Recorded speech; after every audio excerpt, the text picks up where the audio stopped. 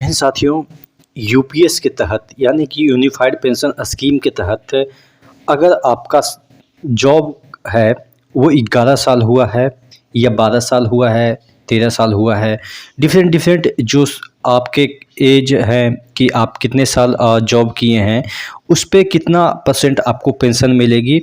और अगर उस दरमियान आपके कुछ इंसिडेंट हो जाते हैं, एक्सीडेंट हो जाते हैं, डिमाइज़ हो जाते हैं आप, तो आपके फैमिली को कितना परसेंट पेंशन मिलेगा, उस पे हम इस वीडियो में चर्चा करेंगे। चैनल पे नए हैं तो सब्सक्राइब ज़रूर कर लीजिएगा।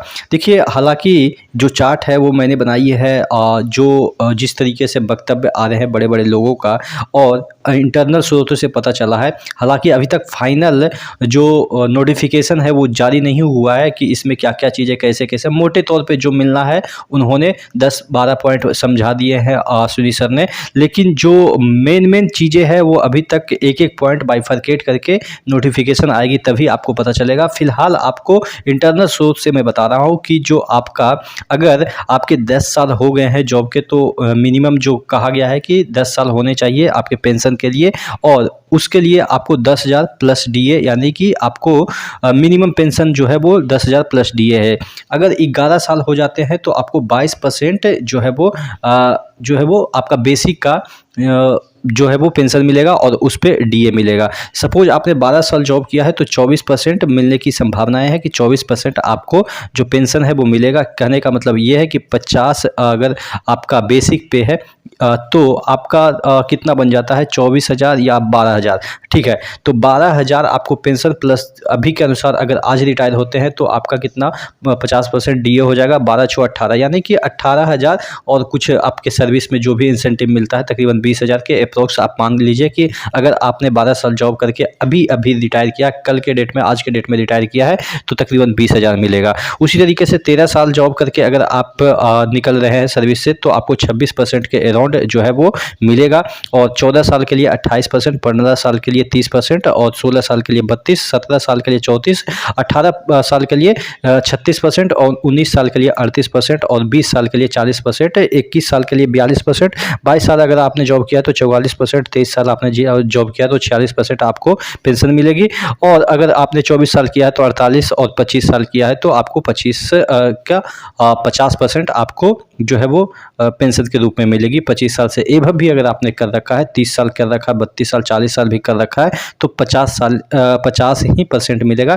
यानी कि मैक्सिमम भी फिक्स है और मिनिमम भी फिक्स है, बीच में ही वेरिएशन है जो कि मोस्ट प्रोबेबली यही रहेगा आपका। और ये है।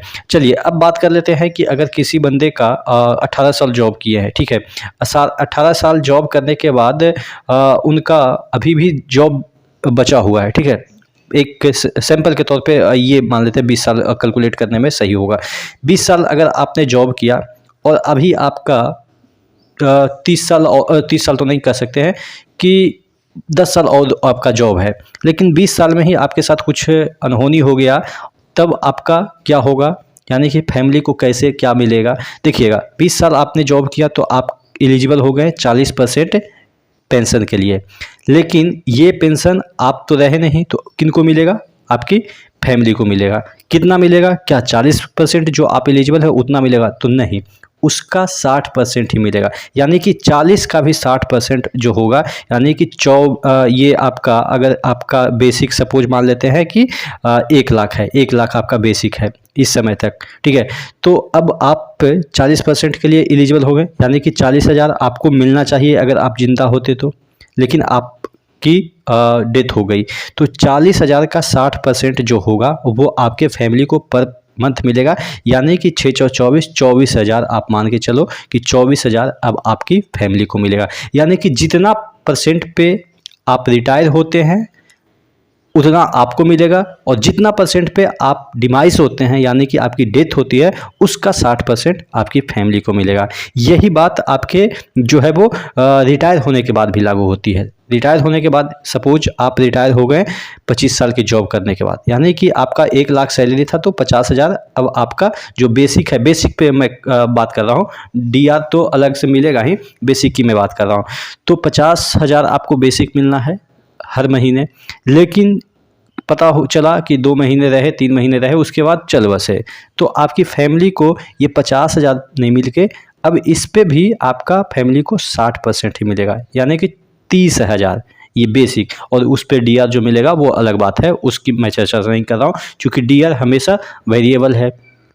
हालांकि बेसिक भी वेरिएबल है, लेकिन हम इसको फिक्स करके कैलकुलेट कर रहे हैं कि डीआर उस समय पता नहीं क्या होगा।